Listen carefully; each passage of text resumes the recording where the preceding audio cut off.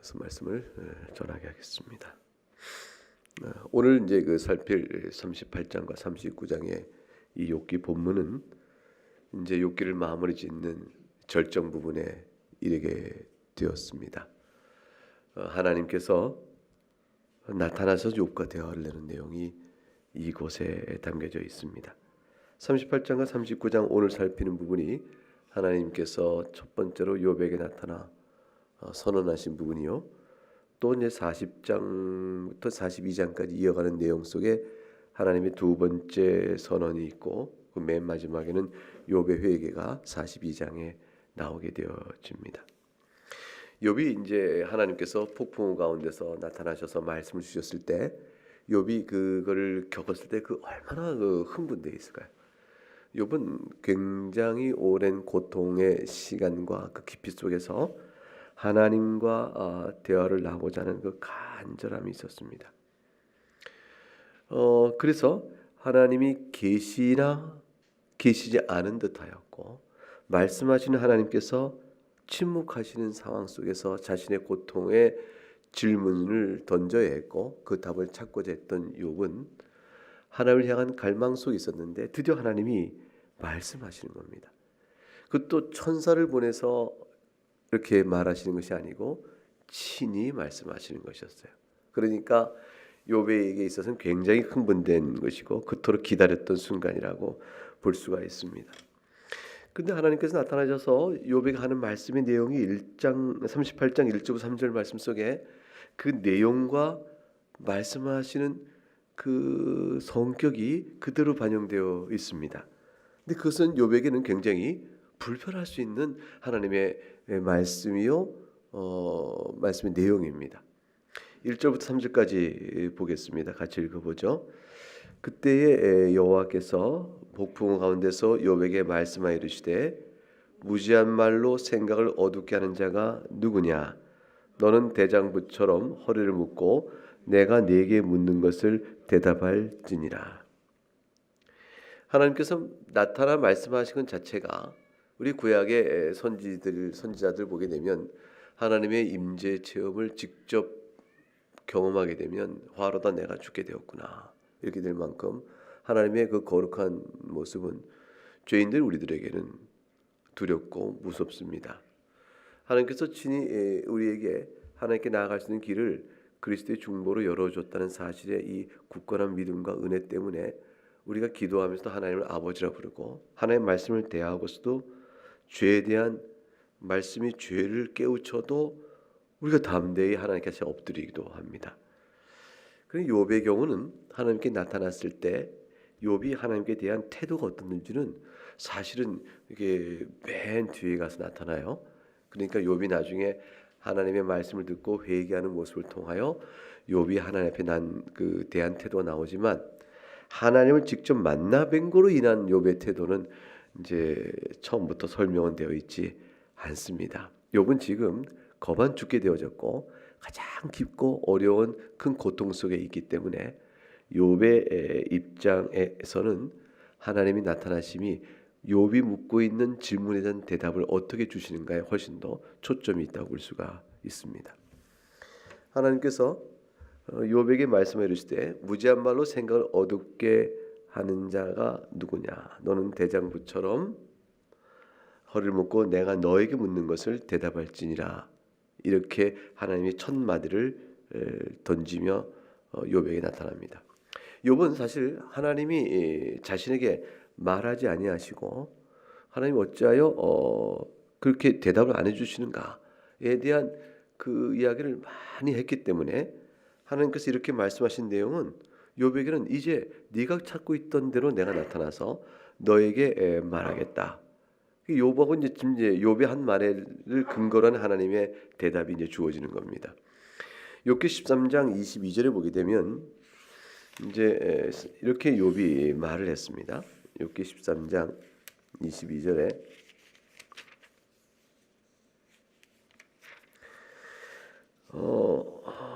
20절에 보게 되면 오직 내게 이 두 가지를 행하지 마옵소서 그리하시면 내가 주의 얼굴을 피하여 숨지 아니하리니 하고 21절에 주의 손을 내게 대지 마옵시오며 주의 유혹으로 나를 두렵게 하지 마실 것이니이다. 그리하시고 22절 주는 나를 부르소서 내가 대답하리이다.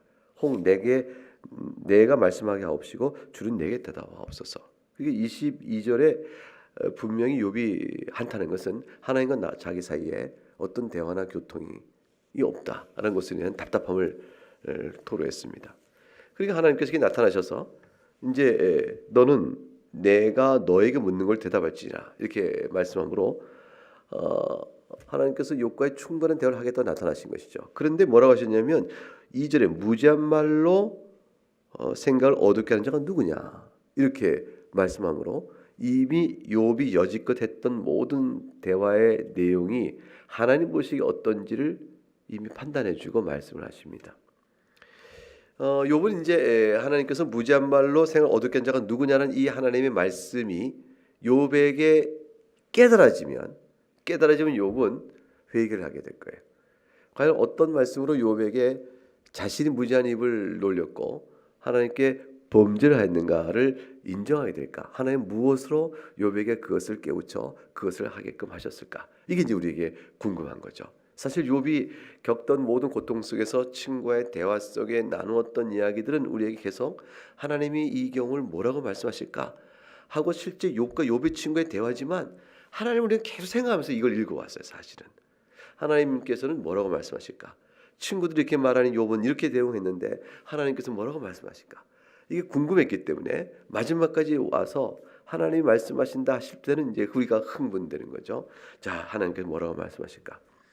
어찌됐건 어떤 말을 이제 쭉 들었는데 욥은 욥기 42장 3절에 가게 되면 이렇게 이야기를 합니다. 무지한 말로 이치를 가른 자가 누구니까? 나는 깨닫지도 못한 일을 말하였고 스스로 알 수도 없고 헤아리기도 어려운 말을 하였나이다. 라고 욥이 그걸 다 인정합니다. 그러니까 38장 2절에 무지한 말로 생각을 얻게 한 자가 누구냐라고 말씀하실 때 욥이 바로 제가 그 모든 일을 했사오니 하나님께 내가 죄를 졌습니다 라고 회개하는 내용으로 바뀌어져 갑니다. 그러니까 주님은 나타나셔서 욥이 무지한 말을 하였다 라고 말씀하셨는데 욥은 42장 가서 과연 제가 무지한 말을 하고 깨닫지도 못한 말을 하였습니다라고 인정을 하겠다는 말이죠. 이게 인정이 이제 회개예요. 그러니까 결국 뭐냐면 하나님이 말씀하신 38장의 내용과 욥기 42장에 나타난 욥의 회개 사이에 하나님께서 말씀하신 무슨 내용이 욥을 하여금 완전히 바꿔놓게 되었습니다. 욥은 하나님 어떤 말씀을 들었길래 이러한 회개에 이르렀을까? 무엇이 욥을 하여금 그렇게 회개하게 하였을까? 이제 그 욥의 회개의 과정, 그렇게 되게끔 되어진 변화의 과정을 추적하고 그때 주신 바된 하나님의 말씀을 깨닫는 것, 그걸 위한 첫걸음을 오늘 이 저녁에 이 38장 39장을 통해서 하게 되어집니다. 하나님께서 이제 어떤 말씀을 주셨나라고 이제 성경을 보니까 4절에 보니까 4절 같이 읽어보죠. 내가 땅에 기초를 놓을 때에 네가 어디 있었느냐? 네가 깨달아 알았거든 말할지냐. 11절까지 한번 읽어보겠어요. 같이 시작. 누가 그것의 도량법을 정하였는지 누가 그 줄을 그것의 위에 띄었는지 네가 아느냐? 그것의 주추는 무엇에 세웠느냐? 그 모퉁이 돌을 누가 놓았느냐? 그때 새벽별들이 기뻐 노래하며 하나님의 아들들이 다 기뻐 소리를 질렀느니라. 바다가 그 못에서 터져 나올 때에 문으로 그것을 가둔 자가 누구냐? 그때 내가 구름으로 그 옷을 만들고 흑암으로 그 강보를 만들고 한계를 정하여 문빗장을 지르고 이르기를 네가 여기까지 오고 더 넘어가지 못하리니 네 높은 파도가 여기서 그칠지니라 하였노라. 하나님께서 천지를 만드셨던 쭉 그 놀라우신 손길을 제시합니다. 그러니까 지금 욥을 딱 들어서 천지 만물을 지었던 태초의 시점으로 욥을 데리고 쭉 가시는 거예요. 그러니까 가셔서 천지 만물을 쫙 만든 상황을 보여주시는 거죠. 그러니까 천지를 창조하실 때 직접 어떻게 하셨는가를 보여주는 그 시점 그런 것이 아니고 하나님께 우주 안에 쫙 들어오셔서 이 만드신 만물을 쫙 보여주는 거예요. 그리고 욥기가 말하는 거죠. 땅에 기초를 놓을 때 가장 낮은 것이죠. 기반이죠. 땅에 기초를 놓을 때 또 하늘을 이렇게 놓았을 때 네가 어디 있었느냐. 하늘과 땅의 기초 사이에 깊은 그 공간의 크기를 다 열어주고 하나님께서 그것이 다 어떻게 되었는지 네가 아느냐. 도량법을 정하였는지 그 줄을 그 어디에 띄었는지 주추는 무엇에 세웠는지 모퉁이는 원 이건 다 하나님께 만드신 이 우주의 그 우주를 세우신 창조의 원리를 묻는 것이고 그 속에 담겨져 있는 하나님의 건축 설계적인 방법을 네가 아느냐 이렇게 물어보시는 게 되어지겠죠. 이것은 한마디로 욥을 하나님 만드신 우주의 거대한 창조의 구조를 통해서 욥이 얼마나 미천하고 티끌 같은 존재인가를 대비시켜주는 효과를 갖고 오시는 거예요. 하나님 그렇게 말씀을 하셨습니다. 12절부터 21절을 보면 12절부터 21절까지 내용을 가만히 보면 이렇죠. 한 절씩 나누어 읽어보겠습니다. 네가 너의 날에 아침에 개에게 명령하였느냐 새벽에 그 자를 일러 주었느냐 그것으로 땅을 붙잡고 악한 자들을 그 땅에 떨쳐버린 일이 있었느냐 땅이 변하여 진에게 인친 것 같이 되었고 그들은 옷같이 나타나되 악인에게는 그 빛이 차단되고 그들의 높이 든 팔이 꺾이느니라.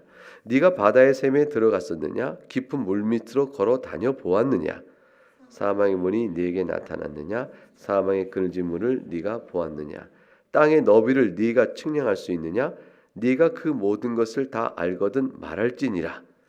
어느 것이 광명이 있는 곳으로 가는 길이냐 어느 것이 흑암으로 있는 곳으로 가는 길이냐 너는 그의 지경으로 그를 데려갈 수 있느냐 그의 집으로 가는 길을 알고 있느냐 네가 아마도 알리라 네가 그때에 태어났으리니 너의 횟수가 많음이니라. 이것은 만드신 만물이 어떻게 운행돼 가는가를 보이신 거예요. 12절에 이제 11절까지 만드신 만물의 구조를 보이시고 12절에 아침에게 명령하고 새벽에 자리를 일러줬느냐 땅끝을 붙잡고 악한 땅끝 떨쳐버리니 땅이 변화 진에게 인친 같이 악인의 급이 차되고 그 높은 들 팔이 꺾이 다 섭리예요. 하나님이 창조 만드신 세계 속에 섭리의 활동 16절은 자연적 섭리죠. 바다의 샘 깊은 물빛 사망의 문 땅의 너비 측량 쭉 나오는 광명의 길 흑암이 있는 길 하나님이 정하신 궤도에 따라서 광명과 흑암이 그 질서에 따라 움직이는 것을 다 보여주십니다. 그리고 21절까지 다 그 얘기죠. 그러니까 하나님께서 만드신 전체 우주를 통치해 가시는 섭리의 손길을 쭉 보이시고 그걸 네가 아느냐. 창조와 만드신 만물의 보존과 통치를 보여주신 거예요. 그리고 네가 그것을 아느냐 이렇게 말합니다. 하나님은 다시 인간의 욥이 한마디 답을 못하죠. 그렇게 답을 못하게 하십니다. 38장 22절부터 38절까지 내용은 다 천체와 기상의 내용을 쭉 설명하세요. 눈 곳간에 들어갔느냐 22절 우박 창고를 보아 눈과 우박 환란 때 교전과 전쟁의 날을 위해 이것을 남겨두었노라. 광명이 어느 길로 뻗치며 동풍이 어느 땅에 흩으냐 일기 문제죠. 천체와 기상의 문제예요. 홍수, 물길, 우레와 번개길 25절 26절 비가 내립니다. 27절 황무 황편 토지를 흡족하게 하고 연한 풀이 돋아나게 하는 비 내림. 28절 비에게 아비가 있느냐 이슬방은 누가 나왔느냐 어떻게 무엇으로부터 비와 이슬방이 오는지 알겠느냐 얼음은 어디서 누구의 태에서 나 공중에서는 누가 나왔느냐 물은 돌같이 굳어지고 깊은 바다 쏘면 얼어붙느니라. 31절은 하늘로 올라갑니다. 묘성, 삼성, 별자리, 북두성, 하늘의 궤도 모든 별들이 일정한 궤도를 따라 움직이고 있다는 걸 알고 있는 거죠. 그러니까 이 하늘의 궤도는 다 일정한 별자리들의 움직임, 별들의 움직임이 일정한 자리로 항상 돌아온다는 것을 알고 있어요. 천문학적 관찰이 있는 거죠. 그 법칙을 땅에 베풀게 하겠느냐. 네 목새 구름가에 높이 넘치는 물이 네게 넘치게 하느냐. 구름 위에서 비가 내리는 것, 번개가 치는 것 35절, 36절 가슴 속에 지혜는 누가 준 것이요 숱하게 슬기를 준 자가 누구냐. 이 지혜와 슬기라는 것이 자연 속에 담겨져 있다는 걸 말해줘요. 그리고 누가 지혜로 구름의 수를 세겠느냐 누가 하늘의 물주머니를 기울이겠느냐 티끌이 덩어리며 흙덩어리가 서로 붙게 하겠느냐. 이 자연 법칙적인 모든 측면의 내용들을 다 얘기하되 특별히 천체와 기상을 주관하는 하나님의 능력을 쭉 제시하십니다. 우리가 살아가는 삶의 환경이죠. 우리가 사는 삶의 환경의 자연적인 상태가 어떤지를 네가 알 수 있겠느냐. 하나님 그것을 말씀하심으로 욥의 티끌 같은 존재임을 비교하십니다. 38장 39절부터 39장 마지막 절까지 전부 다 뭐냐면 이러한 환경 안에서 살아가는 각 동물들의 삶을 돌보시는 하나님의 섭리예요. 39절 보면은 사자 얘기가 나오고 41절에 까마귀 새끼가 나옵니다. 39장 1절에 산염소, 암사슴, 그리고 5절에 가면 들나귀, 넘어가서 7절에 들나귀, 계속 그랬죠. 9절에 들소, 들소에 대한 특징을 다 얘기하죠. 13절에 타조, 그 다음에 타조 얘기가 쭉 이어지고, 그 다음에 19절에 말의 힘, 말을 또 메뚜기를 뛰게 말 얘기가 쭉 나옵니다. 26절에 매, 27절에 독수리. 그러니까 가까운 가축들로부터 시작해서 실제로 들에 있는 짐승, 그리고 하늘에 있는 새까지 전체적인 각 동물들의 생태를 몇 가지 대표적 동물을 얘기하면서 그것들의 특징과 그걸 돌보시는 하나님의 섭리를 쭉 나열합니다. 그러니까 지금 이 흐름이 뭐냐면 우주를 천지 만물을 만들고 그 다음에 그 만물을 보존하여 지키고 그 가운데 천체와 기상의 흐름을 얘기하고 그런 가운데 살아가는 동물들의 삶의 형태까지를 하나님께 하나씩 다 보이신 것이죠. 이 가운데 너는 하나로 살고 있다. 여기 사람 얘기는 들지 않으셨어요. 이러한 가운데 네가 한 구퉁이에 한 짧은 시간에 네가 목숨, 생명을 유지하고 살고 있는 거예요. 이 얘기를 욥에게 비춰주시는 것이죠. 하나님 그걸 답으로 주신 거예요. 근데 참 이걸 읽다 보면 사실 실망스러운 일이 좀 와요. 왜냐하면 하나님이 나타나시다 했을 때는 드디어 우리가 의인이 받는 고난, 욥은 경건한 자인데 받는 고난, 이런 모든 것과 관련해서 하나님께서 도대체 그 자신이 행하시는 섭리와 관련하여 우리 인생도 좀 알 수 있게끔, 우리 인생도 직접적인 답을 얻을 만한 뭔가 시원한 답을 욥의 이 문제를 통해서 하나님이 쫙 풀어주기를 기다리고 이 본문을 읽어온 거란 말이죠. 여기까지. 근데 하나님은 동문서답 하듯이 쫙 우주를 보이시고 이렇게 얘기를 펼쳐 가십니다. 최소한 이렇게 안 하시죠? 욥아, 고통이 참 컸구나. 너의 고통은 사실은 말이야, 이 사탄이라는 녀석이, 이 사탄이 내게 와서 내가 너를 자랑했더니 네가 나를 섬기기보다는 내가 너에게 준 세상의 영화 때문에 그렇다고 자꾸 얘기하니 시험을 하라고 내가 허락했다. 그래서 사탄 때문에 네가 당한 거다. 너는 잘못이 원래 없어. 내가 사탄과 내기를 했거든. 하나님이 이렇게 말씀해 주시면 태초에 처음에 욥이 고난을 당게 된 이 일의 시작이 하늘의 세계 속에서 어떻게 하여 일이 되었는지를 욥에게 지금 알려주시면, 그러면 욥이 고통을 이해하는 데 대한 답이 근원적이며 신비스러운 부분도 풀려갈 거 아니에요. 우리는 읽어오면서 알고 읽어왔잖아요. 근데 하나님이 욥에게 나타났으면 이제 우리가 1장에서 봤던 그 알고 있는 사실을 지금 38장쯤에서 말씀을 해줌으로 욥에게 알려줘야 되지 않을까요? 우리는 이제 이걸 다 보고 있으니까 알고 있지만 이 무대에 등장해 살고 있는 욥은 하나님이 나타났으면 그거를 쫙 알려줘야 되는데 하나님께서 그 말씀을 안 주시는 거예요. 도대체 왜 안 주실까?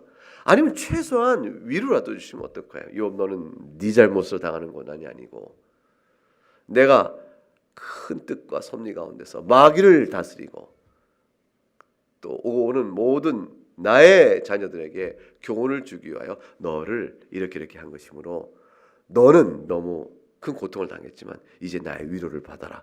주님이 그렇게 위로의 말을 주셨으면 욥은 좀 어땠을까? 근데 하나님 그런 답을 안 주고 계세요. 이게 무슨 의미일까요? 하나님께서 그 답을 안 주십니다. 그 답은 욥기가 42장 끝날 때까지 그렇게 말씀 안 하세요. 42장 끝날 때 하나님께서 욥, 사실은 말이야, 네 고통은, 네 고난은 마귀하고 내가 내기를 좀 했어. 그래서 시작된 거란다. 이런 식의 얘기를 이 욥기에서 밝히지 않습니다.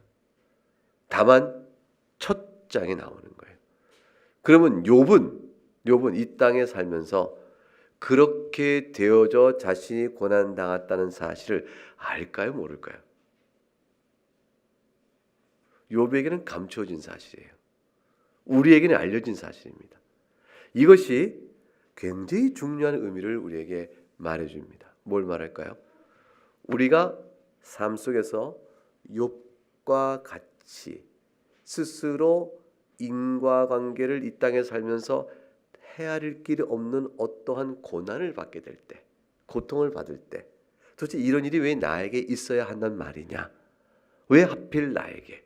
이런 등등으로 우리가 많은 삶의 질곡을 걸어가야 할 때, 겪어야 할 때, 그 일에 영적인 하나님의 차원 안에서 어떤 이유요 무엇으로 어떤 계기가 되어 이 일이 주어졌는가에 대한 제1원인인 하나님 편에서의 작정의 근원적인 것은 우리에게 말해주지 않는다는 거예요.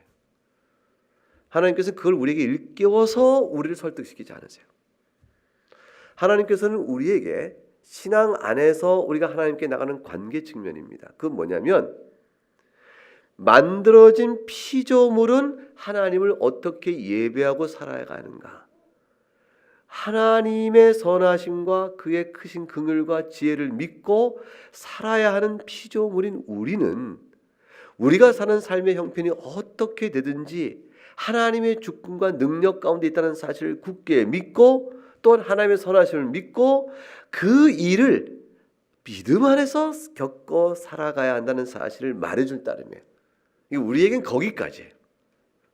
그래서 하나님 앞에 하나님 행하신 일을 밝히 알아 그렇구나 하고 알 수 있는 권세나 기회를 우리에게 주지 않습니다. 만일 이거 생각해 보세요. 만일 우리 같은 죄인이 하나님께서 욥 사실은 말이야 네 잘못 아닌데 내가 마귀하고 이렇게 내기해서 했단다. 그렇게 말하면 욥이 뭐라고 했을 것 같으세요? 아 그런 줄도 모르고 나는 너무 힘들어가지고 너무 힘들었다며. 진짜부터 말씀은 제가 잘 참았을 텐데요.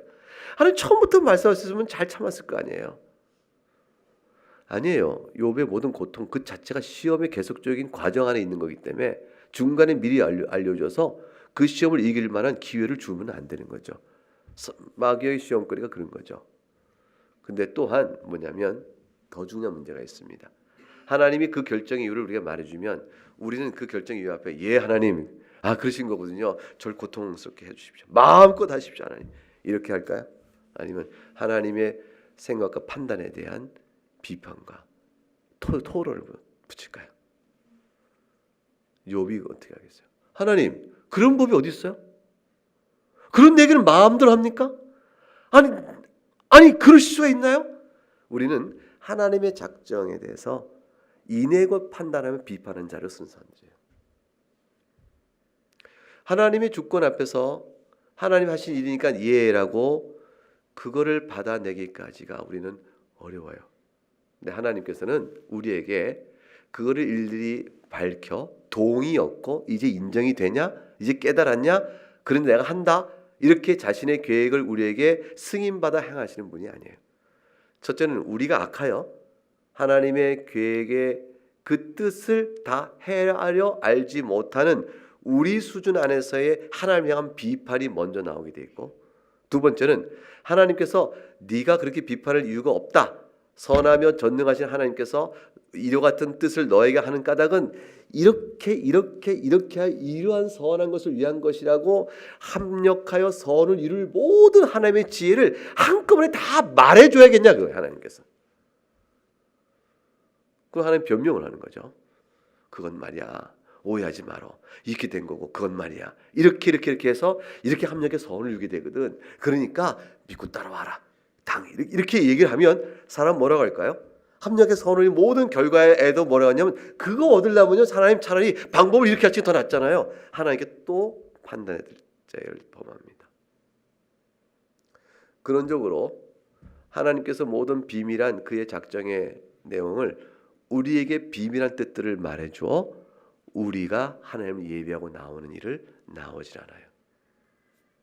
그리고 피조물인 우리는 하나님 창조주의 주권적 권세를 다 알아 판단할 위치에 있지가 않습니다. 그러니까 말해줘도 깨닫지 못하며 또 깨달은 좋은 것을 줘도 깨닫지 못하는 만큼 불평과 원망으로 돌아가며 또 하나는 피조물 주제에 창조를 판단하는 근본적 관계 태도에 서는 순간 이게 바로 죄예요. 그래서 하나님께서는 비밀한 것들을 우리에게 다 알려주지 않으십니다. 그것이 바로 뭐냐면 마땅한 일이요. 그걸 조금이라도 알려주면 곧 하나님을 우리가 판단하고 죄를 범하에 들어가기 때문에 그렇게 될 수가 없는 겁니다. 그럼 우리는 어떻게 하나님을 믿고 살아가는가? 그것은 하나님은 하나님이시며 우리는 피조물이라는 관계 안에서 하나님이 우리에게 말씀해 주는 교훈들을 따라 하나님을 믿고 의지할 따름이에요. 그 교훈들 속에는 사람은 마땅히 어떻게 살아야 하는가라는 도리와 관련된 교훈이 있고 또 하나는 뭐냐면 하나님에 대한 신앙적 고백이 있어요. 그게 뭐냐면 하나님은 선하시며 마땅한 주권자이시며 창조주시며 만물을 자기 뜻으로 따라 다스리시되 그 모든 것은 결국 사랑하는 그의 백성을 위한 것이라는 굳건한 믿음으로 감사함으로 내 안에 벌어지는 모든 인생 속에 벌어지는 모든 일들을 감사함으로 받는 거예요. 감사함. 그리고 마땅히 살아야 될 교훈 앞에 회개하며 사는 거예요. 그리고 그러한 생활 속에서 영적인 자유와 기쁨과 안식을 누리며 사는 거예요. 그래서 피조물은 겸비와 감사 이 두 가지 외에는 하나님 앞에 살아갈 영적 안식에 다른 것이 없습니다. 그리고 하나님께서 이렇게 얘기 안 해주시는 거죠. 한번 가정을 생각해 보세요. 욥이 말한 대로 친구들이 자기 욥에게 너 죄 져서 그런 거야. 하나님 벌 주는 거라고 막 말했을 때 욥이 아니야라고 그랬어요. 그렇지 않다고 했어요. 그러면 죄 졌다고 말하는 친구들이 틀리면 욥은 죄가 없는데 고난을 주었으니 친구들 논리로 따지면 하나님 불의한 분이 되어져요. 그럼 친구들이 맞았다면 그러면 친구들 논리에 따르면 인과응보에 따라 욥이 죄가 있어 하나님 불을 주신 거니까 욥이 벌 받는 건 고통받는 건 마땅해요. 근데 욥은 그걸 인정할 수 없거든요. 자신이 친구들이 지적하는 대로 죄를 범한 것이 없습니다. 그러면 하나님께서 욥 너는 인정하지 않고 있지만 친구들이 너가 이런 고통받는 건 죄 때문이라고 말하고 있는데 너는 인정하지 않고 있지만 사실은 친구가 틀렸다면 내가 불의함으로 나는 불의한 자가 아니기 때문에 친구들이 맞다는 사실을 내가 너에게 보여주겠다 해서 친구들은 밝히지 못했고 너도 부인하고 있으나 하나님이 나는 너에게 보는 죄가 이것이다 하고 조목조목 내놨으면 그 욥은 더 이상 할 말이 없겠죠. 하나님 그런 식으로 접근도 안 하세요. 하나님은 따라서 하나님의 답변은 38장을 쭉 읽어가면서 하나님은 어떤 답도 안 주시네. 이게 답이 됩니다. 자, 그러면 하나님은 도대체 어떤 답을 주신 거예요? 이게 어떻게 답이 되는 걸까요? 이제 우리 그걸 생각해 봐야 되죠. 이게 왜 답이 될까요? 영원하신 창조주 하나님께서 욥에게 말씀하고 있고 자신이 어떤 분인가를 나타내 보이시되 자신이 무엇을 행하는가를 나타내 보이시는 것으로서 모든 답을 주고 계신 하나님의 답이 어떻게 우리가 알고자 하는 그 철학적이며 신학적인 이 고통스러운 답의 추구, 그 질문과 답에 대한 내용에 직접적인 답을 안 줌에도 불구하고 왜 답이 됐을까? 이게 간접적이나면 어떻게 답이 되는 것일까? 근데 그거를 그 욥은 어떻게 답을 얻었기 때문에 회개한 것이거든요. 창조주의 되심과 그걸 나타내 보이는 하나님의 이 답이 분명 직접적인 답이 아니죠. 그런데 왜 충분한 답이 됐을까? 그것을 이해하는 가운데 이제 첫 번째 하나님께서 38장 1절에 여호와께서 폭풍 가운데 나타나셨다라고 되어 있어요. 폭풍이라는 것은 하나님의 권능과 위엄을 나타냅니다. 근데 여호와께서라고 되어 있습니다. 뜻밖의 표현이죠. 그냥 하나님이 아니고 여호와라는 것은 언약의 하나님입니다. 이스라엘의 하나님이죠. 이스라엘을 보호하고 지키시는 하나님인데 그 하나님이라는 여호와라는 하나님에 대한 명칭을 욥이 써요. 욥기에 드러납니다. 특이하게 드러나는데 아브라함 불러서 비로소 여호와 하나님 나타나는 관계를 넘어서서 여호와 하나님께서 욥에게 자신의 이름이 여호와라는 사실을 알려주신 분으로 욥과의 관계가 있습니다. 그러니까 하나님은 욥에게 있어서 하나님이실 뿐만 아니라 일찍이 이스라엘의 하나님으로서 자신의 이름을 여호와라 나타내신 것처럼 욥에게도 여호와라고 알려주신 바가 있는 거예요. 그러므로서 여호와라는 이름을 알려주심으로 인해서 스스로 있는 자로서의 자신을 나타내 보셨습니다. 영원하며 자존하시며 모든 것들은 하나님께 의존하여 사는 분, 모든 만물이 하나님을 의존해야만 존재하는 바로 된다는 사실로 인해서 모든 것들의 존재의 근원이시며 하나님 스스로는 있고자 하는 대로 계시는 분이며 하나님 스스로 계신 분이라는 사실을 보여주는 이름을 욥에게 보여줍니다.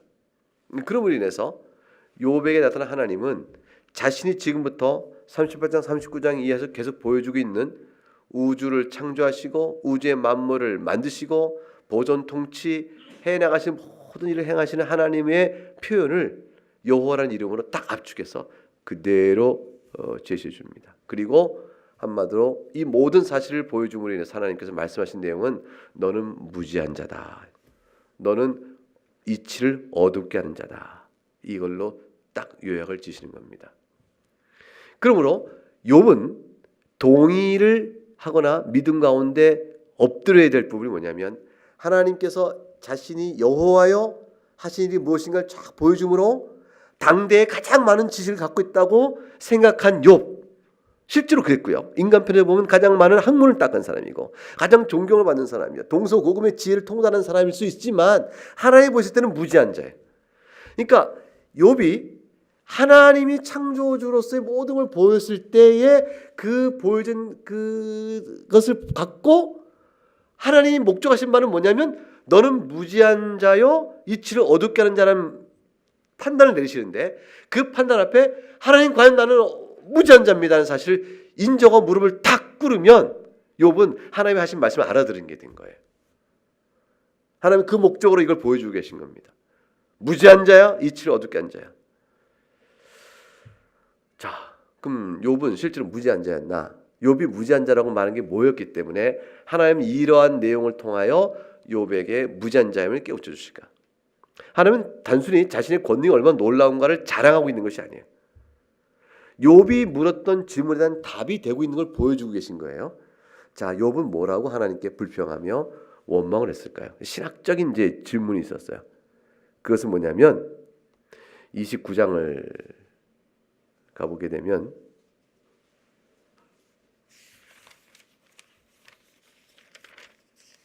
(2절부터) 보게 되면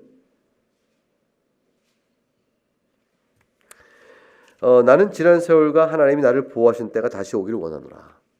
그때는 그의 등불이 내 머리에 비추었고 내가 그의 빛을 힘입어 암흑에서도 걸어 다녔느니라. 내가 원기왕성하던 날같이 지내기를 원하노라. 그때는 하나님이 내 장막에 기름을 발라주셨도다. 그때는 전능자가 아직도 나와 함께 계셨으며 나의 젊은이들이 나를 둘러 있었으며 저주로 내 발자취를 찢으며 바위가 나를 위하여 기름 시내를 쏟아냈으며 그때는 내가 나가서 성문에 이르기도 하며 내 자를 거리에 마련하기도 하였느니라. 나를 보고 젊은이들은 숨으며 노인들은 일어나서 서며 유지들은 말을 삼가고 손으로 입을 가리며 지도자들은 말소리를 낮추었으니 그들의 혀가 입천장에 붙었느니라. 21절부터 보게 되면 무리는 내 말을 듣고 희망을 걸었으며 내가 가르칠 때에 잠잠하였노라.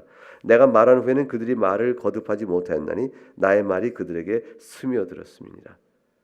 25절 내가 그들의 길을 택하여 주고 으뜸되는 자리에 앉았나니 왕이 군대 중에 있는 것과도 같았고 애곡하는 자를 위로하는 사람과도 같았니라. 이게 다 무슨 얘기냐면 하나님이 나와 함께 있을 때, 다시 말하면 하나님이 나를 치지 않으셨을 때, 지금처럼 나를 고통 속에 놓지 않으실 때 애매하고 까닭 없는 고통을 나에게 주기 전에는 나는 어땠냐면 온 세상에 내가 중심이 있었다. 그거예요.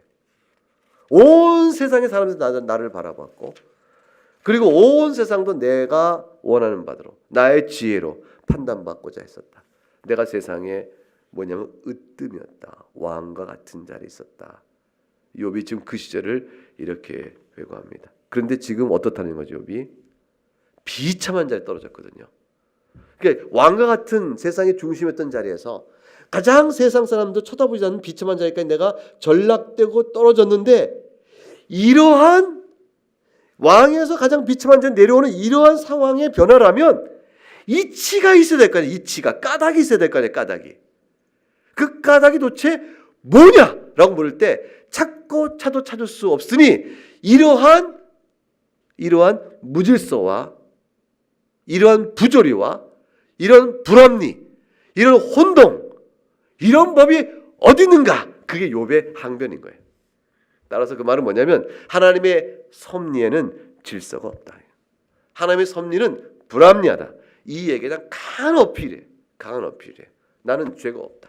근데 내가 왜 이렇게 됐느냐? 그럼 내가 죄가 없는데 왜 이렇게 됐느냐라는 고통 자체의 이유를 설명하시오라는 말은 그거를 설명을 분명하게 하지 않고 있고, 내가 이해하지 못하는 하나님의 섭리는 내가 판단을 내립니다. 불합리합니다. 무질서합니다. 체계가 없습니다. 임의적이고 자기적입니다. 이렇게 이제 그 성격을 판단하는 거죠. 근데 하나님께서는 왜 욥이 그런 고통 속에 있었는지에 대한 하나님의 비밀한 뜻은 말씀해 주지 않으세요. 그거 설명 안 하는 거예요. 안 하고 뭐냐면 그렇다고 말함으로 욥의 마음속에 들어와 있는 하나님에 대한 성질의 판단이 있어요. 그게 뭐냐면 자기적이고 임의적이고 질서 없이 아무렇게나 하고 싶은 대로 하시고, 그리고 어떻게 해요? 불합리하고 부조리한 일을 행하시는 하나님라는 식의 성격이 쭉 드러난다라는 판단이 있어요. 신론적인 판단이에요. 하나님께서는 구체적으로 고통받는 이유를 아까 말한 것처럼 사탄하고 내기했거든 라든가, 우리가 아는 범위 내에서만 하더라도 내가 이렇게 너에게 나중에 복 주려고, 욥기 마지막 중에 욥을 너 이렇게 크게 더 복 주려고 이렇게 한 거야 라는 식의 설명이라든가, 그 모든 것들을 구체적으로 말씀해 주지 않았어요. 그건 비밀한 가운데 있는 겁니다. 자, 우리의 고난도 마찬가지예요. 우리가 인생 속에 있으면서 어려움을 당합니다. 이 어려움을 당하는 이유가 뭡니까? 라는 것에 대해서 하나님은 구체적으로 우리를 납득시킬 만한 것을 제시하지 않으십니다. 당하는 거예요. 그냥 당하는 거예요. 근데 그렇게 당할 때에 우리가 마음속에 보면 하나님에 대한 판단이 서요. 하나님은 그냥 하시나 보다. 나는 하나님을 믿고 신뢰하기 이제 어려워졌어. 내가 뭐 잘못한 게 없는데도 이렇게 어려움이 오면 하나님 어떻게 신뢰하고 살아가? 아니면 하나님은 또 설상 내가 잘못한 게 없어도 고통을 준다 쳐보자고, 그러면 설명을 해줘야 되는 거 아니야? 최소한? 뭐 등등등 우리 편에서 하나님에 대한 판단을 막 그려가요. 그 판단이 욥도 하고 있는데 그거 뭐였냐면 부조리와 무질서예요. 하나님은 임의적으로 하신다. 그것을 짚고 하나님이 38장부터 보인 전체 내용은 뭐냐면, 내가 하는 일에 이 설계와 질서, 원리와 법칙, 이것이 얼마나 철저하게 짜여 있느냐, 그걸 보여주시는 거예요. 땅의 기초를 놨어. 4절에 땅의 기초를 놓을 때, 5절에 도량법을 정했다. 줄을 띄웠다. 주춧돌, 모퉁이돌 쭉 얘기하시죠. 이렇게 쭉 얘기하신 전체 흐름 내용 속에는 다 뭐냐면 네가 아느냐, 누가 아느냐, 누가 아느냐, 누가 아느냐, 네가 아느냐, 네가 아느냐, 누가와 네가가 계속 반복돼 나오죠. 누가 이거를 놓았느냐, 누가 놓았느냐, 내가 놓았지 네가 놓았느냐라고 말하고 네가 아느냐 물어봐요. 그건 이 모든 내용 속에는 하나님의 지혜로, 33절은 궤도를 아느냐, 그 법칙을 땅에 베풀었겠냐 이렇게 말씀하시죠. 이 전부 뭐냐면 하나님 만드신 천지 창조와 섭리 안에 담겨있는 하나님의 질서와 하나님의 뜻과 계획과 설계로 되고 있다, 이 사실 선언하시는 거예요. 네가 그걸 아느냐 얘기하시는 거죠. 네가 모른다고, 무지하다고 해서 내가 아무렇게나 불합리하고 부조리하게 임의로 하는 자인 줄 아느냐. 주님이 그것을 보이신 겁니다. 결국은 이런 걸 보여줌으로 욥에게는, 욥의 인생은 해야 할 기록 질서가 없다, 하나님 마구잡이식으로 하나님 마음대로 하신다라는 식의 하나님에 대한 판단의 인식을 완전히 하나님 꺾어버리시는 거죠. 하나님께서 그거를 사람의 인생을 다스려가는 목적 있는 섭리에 대해서는 말씀하지 않으시되 자연을 보이신 거예요. 자연을 보이심으로 이렇게 천지 만물을 만드시고 다스리시는 하나님의 그 지혜로움과 질서를 네가 봤다면 내 인생 하나, 그 하나님이 네 인생 하나 다스려갈 때 하나님 또한 목적과 뜻이 얼마나 질서 있고 분명하게 있겠느냐, 그거를 간접적으로 쫙 보이시는 거죠. 그러니 욥 네가 무지하여 이치에 어긋난 어두운 말을 입에 담아 말한 죄값을, 그 어리석음을 네가 알겠느냐. 무지한 말로 생을 어둡게 한 자가 누구냐라고 말씀하는 겁니다. 이게 답이 된 겁니다. 욥에게는. 이게 답이 된 욥은 참 경건한 사람이요, 지혜로운 사람인 걸 알 수가 있죠. 우리는 이 성경을 이렇게 읽어도 이게 답이 안 되는 사람이 많아요. 왜냐하면 하나님 앞에 서 있지 않기 때문에 그렇죠. 하나님 앞에 서 있다고 생각하면 여기서 주는 어마어마한 답을 우리가 받아야 될 겁니다. 여러분, 이제 여러분을 하나님께 쫙 하늘 높이 올리셔서 저 우주 끝까지 올리신 다음에 쫙 보이시고 그 광활한 우주, 끝도 없는 우주를 한눈에 다 보게 하시면서 막 이렇게 말씀을 주시면 그때는 좀 받아들일까요? 어쩌면 이 하나님의 접근법은요, 얼마나 인간이 악한가를 같이도 보여줘요.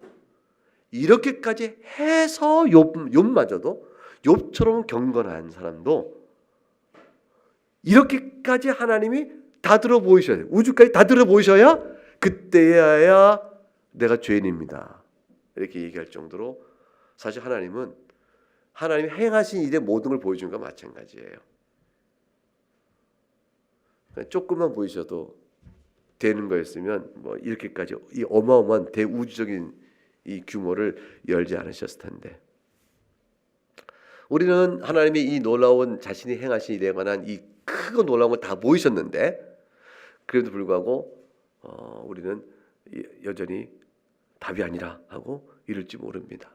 왜냐하면 하나님은 적어도 아까 말씀드린 것처럼 비밀한 의지를 풀어 설명한 것처럼 말씀을 안 하시거든요.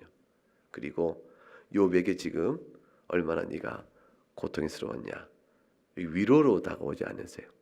목회 상담학 쪽으로 접근하신 게 아니에요. 그냥 하나님으로 오셨습니다. 하나님은 하나님이신 분이에요. 하나님은 하나님이시지 하나님은 사람이 아니세요. 그래서 하나님이 하나님이심을 우리가 믿고 그걸 바라볼 때 우리 모든 피조물의 문제가 그 안에서 다 해결되는 것이에요. 우리가 원하는 식대로의 위로나 내가 원하는 식대로의 태도나 접근이 하나님께 있어야 한다고 주장하는 것은 하나님을 우리처럼 만드는 거예요. 우리가 하나님께서 주신 대로 믿음으로 따라감으로 그 안에서 평안과 위로와 안식과 감사를 누려야 되는 것이지, 하나님을 우리처럼 만들어서 우리가 원하는 답을 하나님에서 받고자 함으로 위로받고자 하는 것은 접근이 잘못된 것이죠. 욥은 내내 친구들과 대화하는 가운데서 자신이 원하는 방식대로 하나님이 말해주기를 기다렸던 사람입니다. 근데 하나님은 욥이 원하는 방식대로 욥에게 나오질 않고 계세요. 하나님 그 자체로 그분으로 나오고 계신 것이죠.